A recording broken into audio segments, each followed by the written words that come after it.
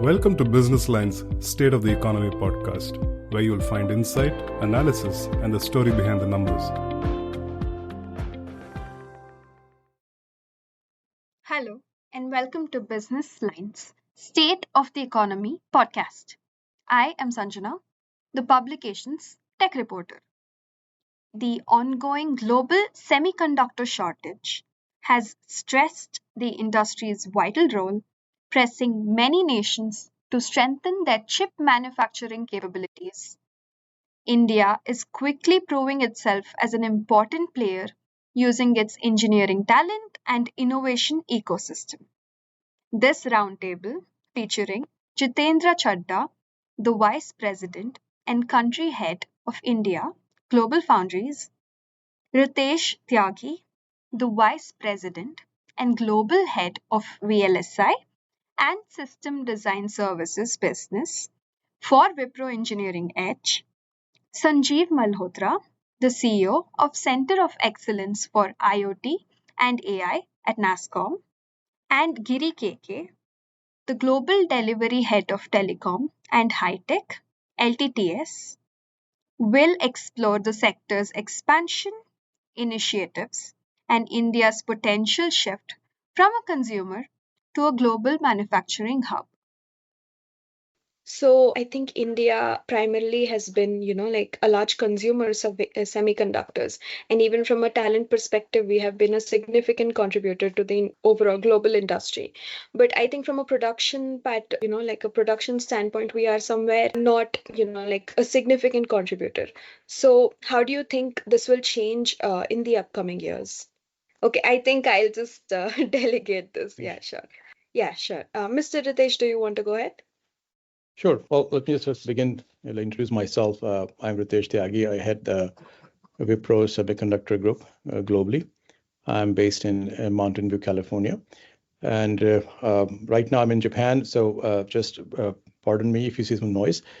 So the question, I think you mentioned about that, why there's a not uptick or how it's going to change in future. When I look at it from outside in perspective about India local demand. The demand is there, demand was there. And obviously it was coming and fulfilled from outside. Now, with the initiative that government is putting in place, as well as the local ecosystem is getting a little more mature, where companies like us, as well as many other startups who are developing full next generation chipset, this advanced node as 2 nanometer. They are getting access of those PDKs from the foundries. So I think this shift is inevitable. It's going to happen, and it's already happening.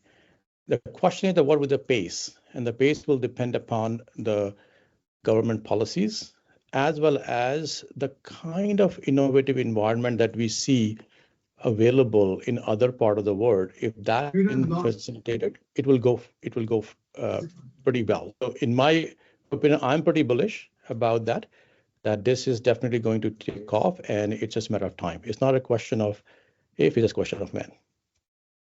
Sure. Thanks, sir. Mr. Giri, do you want to proceed? Yeah. Hi. Myself, Giri. I work for L&T Technology Services as the high-tech delivery head. Thanks for that. So as Ritesh mentioned, definitely this shift is inevitable, and as you rightly said, the talent, we do have talent, and that get going to expand. And all the production things where the government taken the steps with the semiconductor mission, already we are seeing a lot of companies coming up and then setting up the factories. So I think 5 years timeline, at least I would say that, okay, it's not going to fulfill the entire demand what we have today. At least a certain percentage can be fulfilled, and still our way to grow is going to be a long term, but still the way the initiatives coming up, maybe compared to last decade of whatever the push as part of the, we're all part of Indian Semiconductor Association, where we've been continuously pushing and things are happening. We are good at it. And today, the way the things are progressing, we should be able to reach the demand partially, but still much to go. achieve our complete consumption, whatever required in India, it'll take more time to achieve that. Okay, thank you, sir. Mr. Sanjeev, do you want to go next? Yeah, sure. So, India has pretty strong design ecosystem. I think that part is covered pretty well because of the companies which are here, and some of the local homegrown startups and the work done by the likes of the Wipros and the LTTS. But when it comes to the manufacturing side of things, in my opinion, we made a beginning, we made a start, and it's a long road. It's a complex, expensive proposition to do that. But the good thing is that we have made a start, and hopefully this will grow and we'll start seeing results over the years. Right. Thank you, sir. So, where do we currently stand, from a global standpoint? Where does India currently stand in terms of, how it's contributing to the semiconductor industry, even in terms of consumption and talent for that matter? Mr. Jitendra, would you like to take the lead? Yeah. Yeah, sure.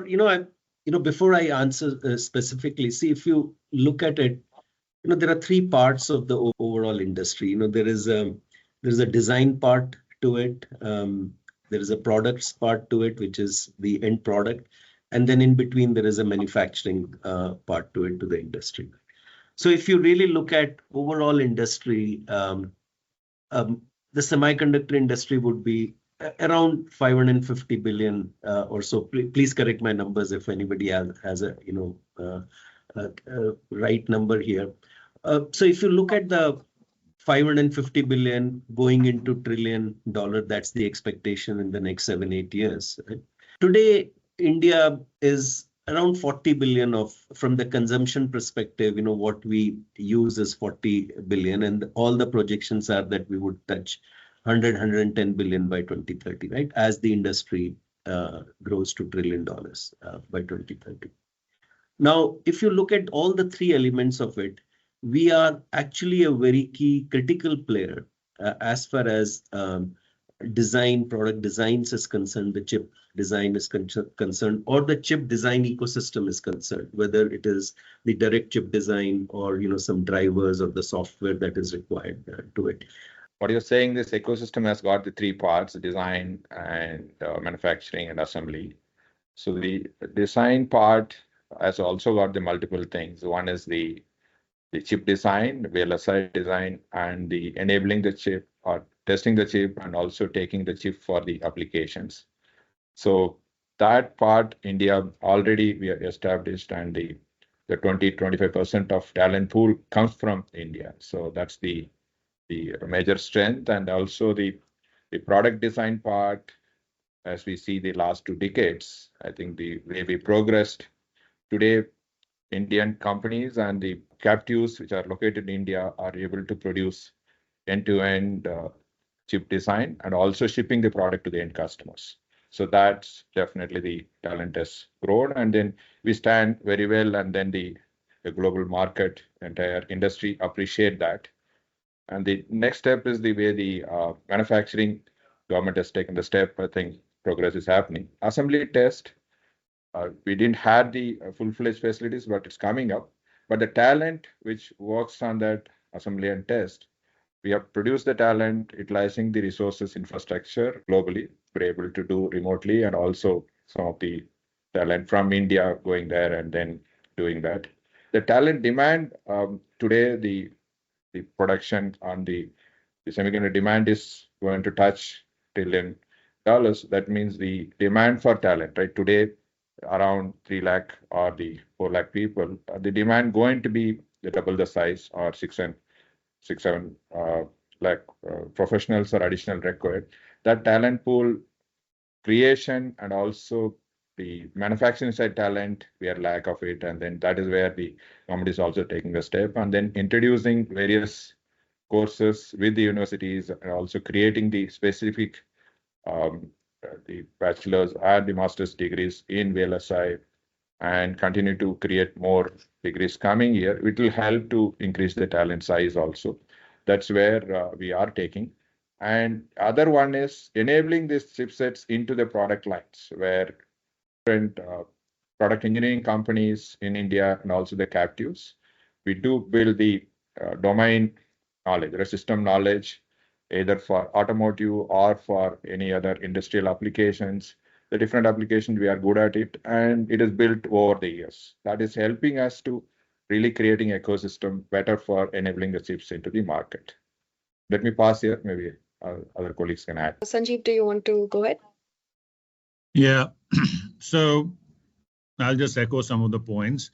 When it comes to the talent on the design side, I think we are among the world's top 3, in my opinion. There is so much activity happening. Since I don't have accurate numbers, it could be 2 or it could be 3, but we are definitely in the top 3. All the top companies of the world are doing their design here. So that's a testimony to the talent we have. And it's no longer just a back-end work, but the complete products are being designed here in these companies, the likes of the Intels and the AMDs and the Microns of the world. So that's a good side of the story. The story which we still have to build up is on the manufacturing talent. That will build up as we put up more factories, because that has just started happening. That will require a separate and different kind of talent. But that happens as the industry grows. I think it's a natural progression for that. And probably in next few years, we'll have that side of the story also. So once that is there, then of course, we have a complete set of things when it comes to the semiconductor. And I think we are heading in the right direction. Okay, sure. But I will just close my thoughts that I was having, right? So if you really look at it in the design space, I was talking. If you consider all the chip design, worldwide or the areas around it, we might be already contributing around 20 to 25%, even little more, but with a conservative estimate in my mind are 25% of. So I think if you really look at it, it's a misnomer that India does not have a participation in the semiconductor, ecosystem. I think we are participating pretty decently. Now, what the other elements of it, whether it is in the product or the manufacturing space, I think there is where now the focus of the industry and the focus of the government, has started to happen. And we will see a lot of change in that space in the coming years, right? Everybody knows the announcement, so I will not talk about all of that. But that is a very positive step. But I would just close on one thing. There is a fourth piece of it which we have not talked as passionately as the manufacturing or the design of the products. This is the ecosystem or the supply chain ecosystem, I would call it, for the semiconductor industry. And when I say the ecosystem, I say, what is the support that the design industry requires, from research to skills? What is the support the manufacturing industry requires, from chemicals to gases to the special skill sets that are required in the manufacturing space? And the same is in the product lines. So if you really look at it, just the supply chain element of it, out of that $550 billion or so, close to 100 billion is actually comprising of that supply chain. And India can absolutely participate even more to support the global semiconductor supply chain, whether it is in the skills area. And I'm not talking about electrical and electronics and computer science skills. These are the skills that would come from chemical engineering background, people from metallurgical background, and so on and so forth, right? So those are the 4 areas, and I think we are participating pretty healthy in the design space. I think we're starting to make inroads from the manufacturing perspective. It's a long journey. It will start to happen in 3 to 5 years. And the semiconductor ecosystem is where we can also look at how we need to participate. Okay. So I think like you rightfully said, we are beginning to, like sort of get into the manufacturing side of things. Correct me if I'm wrong, but currently we have 4 fabs, but there's a general reluctance among companies, global companies to set up fabs here, fabrication plants, because I think there's, there's a dearth of space, be it or subsidies. So how can this be addressed, and when do you think this will change? And also, I think global players already like Micron and Keynes have set up their manufacturing facilities in Gujarat. What other states in India can sort of accommodate, these large facilities? Mr. Jitendra, do you want to go first? Yeah, so if you really look at it, if you need to set up a semiconductor manufacturing facility, I think there are 3 things that are of importance, and then each state can decide, and each company can decide, how they meet those. Now, the number one is, this is a very high-end technology play, and this technology is not available or has to be, taken from some of the technology players in this space. So where does the technology come from? Who are the technology players or partners who are, trying to, set up? So that is number one.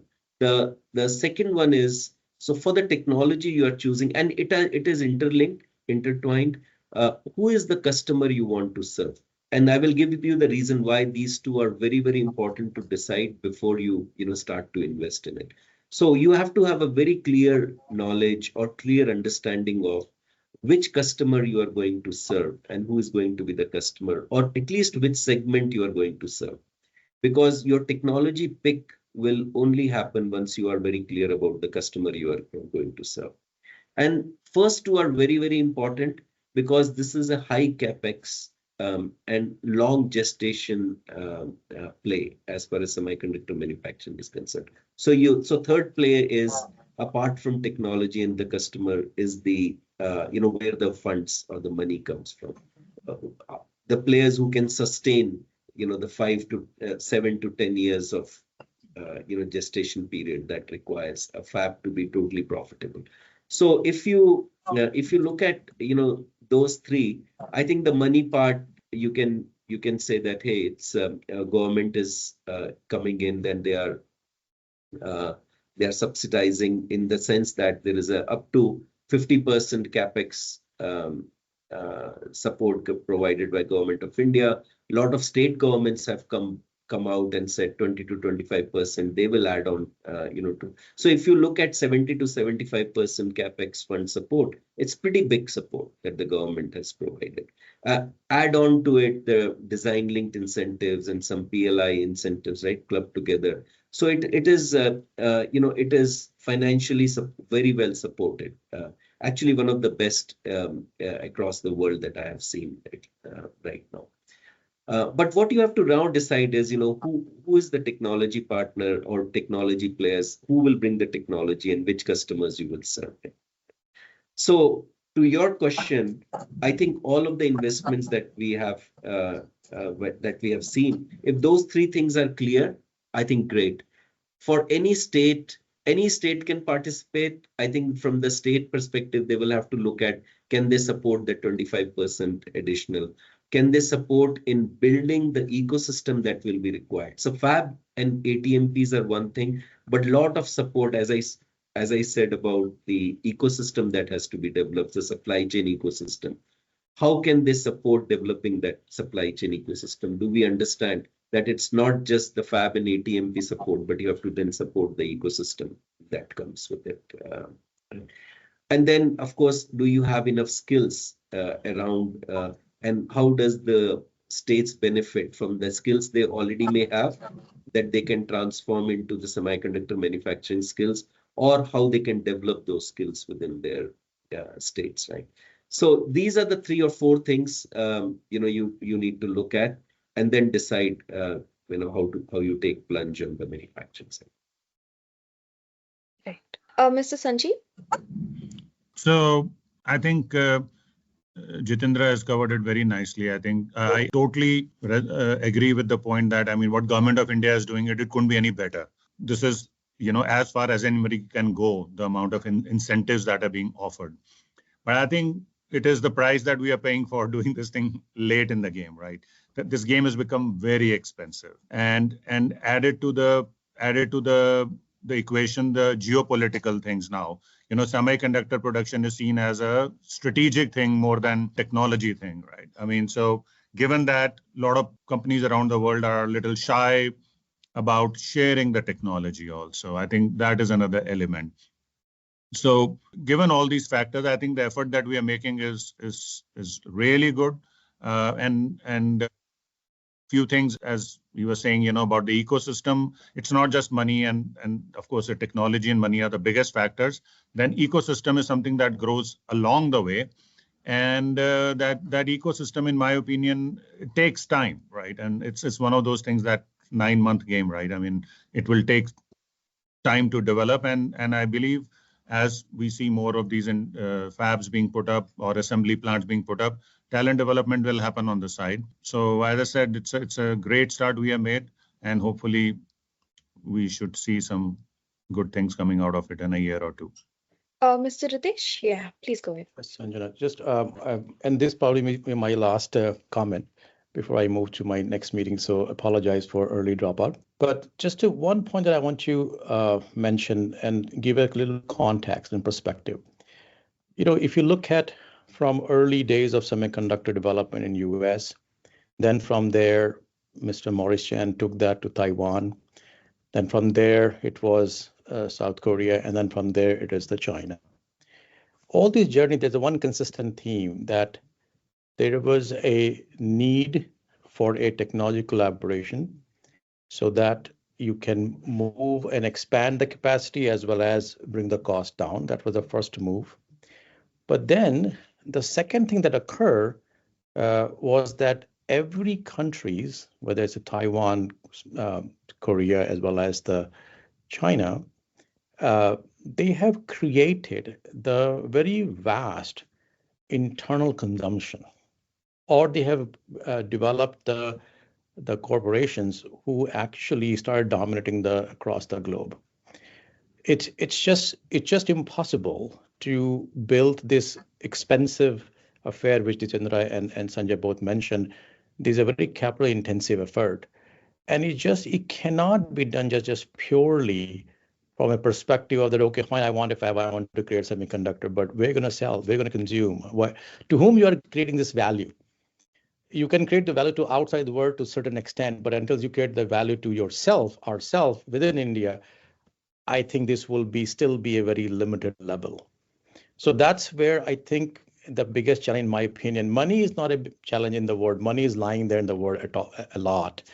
The people, place, policies could be a challenge all the time because of the nature in India and the government structure. But the part of that is that I'm repeating again is that how do we create the value for internal consumption? That's very important. And once we figure that out, I think this is going to blossom very quickly, because the need in India, I think, can go multiple. We are just like less than 1%, or even lesser than that, the entire semiconductor consumption. And you can imagine that if we start converting that into a homegrown production, we will have a pretty high trajectory. So that's two things that I would like to say, that hand in hand, can we create the internal consumption ecosystem where we can really produce things for our market as well, and our market becomes that bigger on the global scale. Otherwise, it will be for us, it will be only one or two investments where people are just seeing as a second destination to China, and we will have just continue to have the whole technology development. So that's part I think we need to understand and think through that as a India ecosystem player. And I think if we can cross that hurdle, things will be in a very different scale.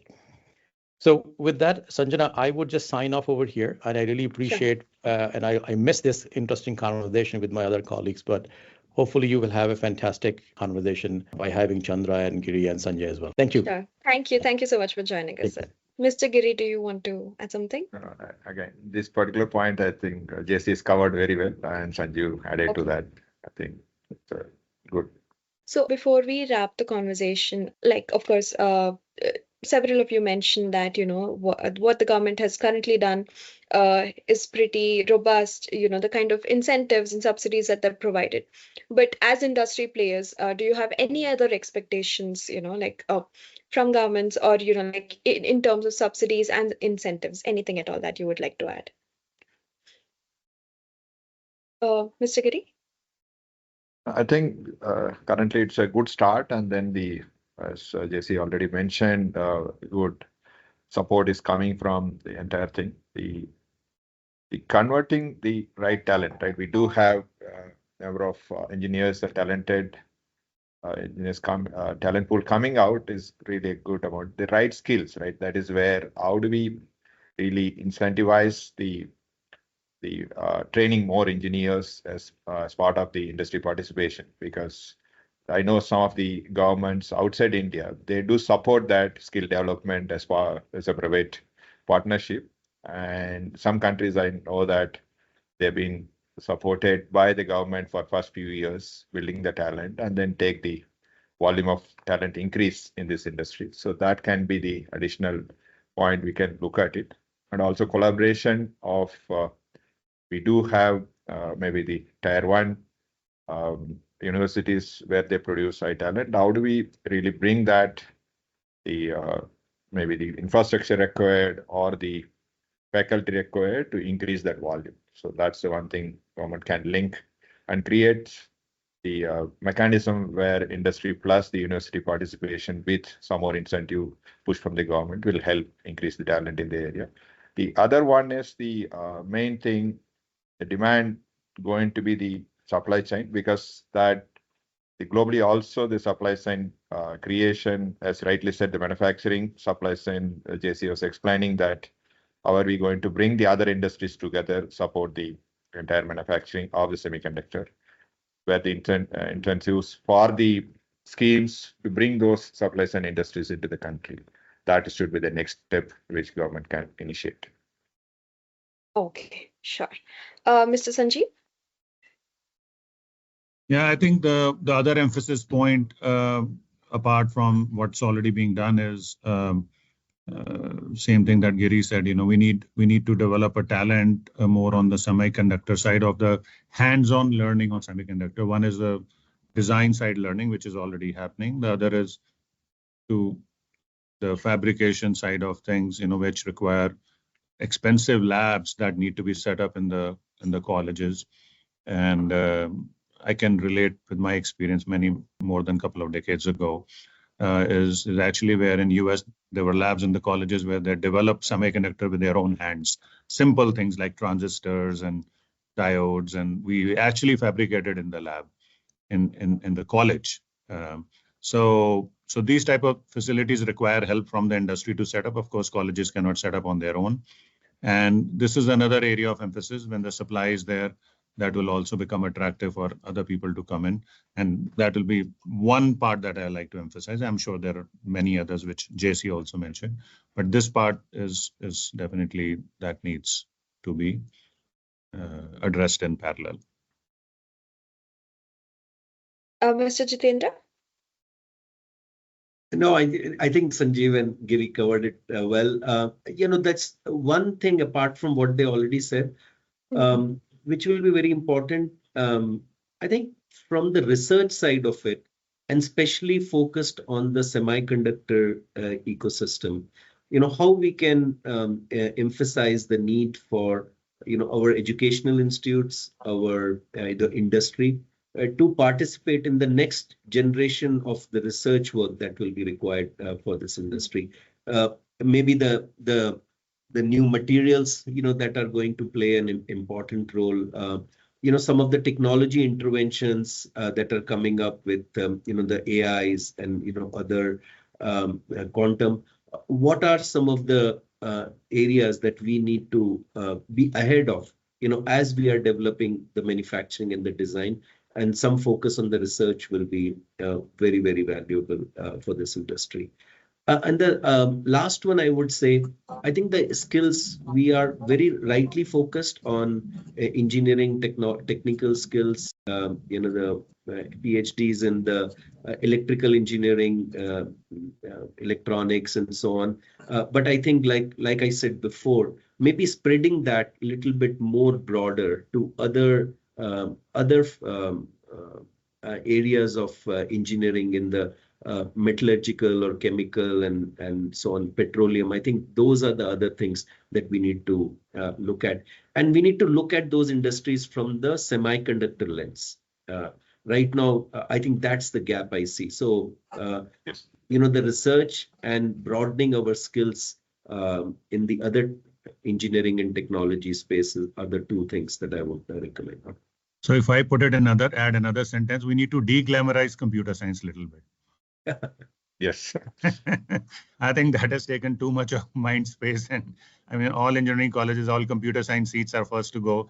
And to tell them there is good career there in electrical engineering and metallurgy and other, branches as well. Yes. So, and I'm sure people will learn the hard way, but I think if we can help the message somehow, that is also important. So, any closing remarks before we wrap the conversation? We covered, Okay. I think. No, I Yeah, think sure. we need to move I to think the we've next meeting. covered pretty much everything. That's right. Okay. Thank you so much, gentlemen, again for taking the time to talk to Business Line. All right, Sanjana. Good seeing you, Jitendra. Thanks, Giri. Sanjana. Hey, nice seeing you. Bye.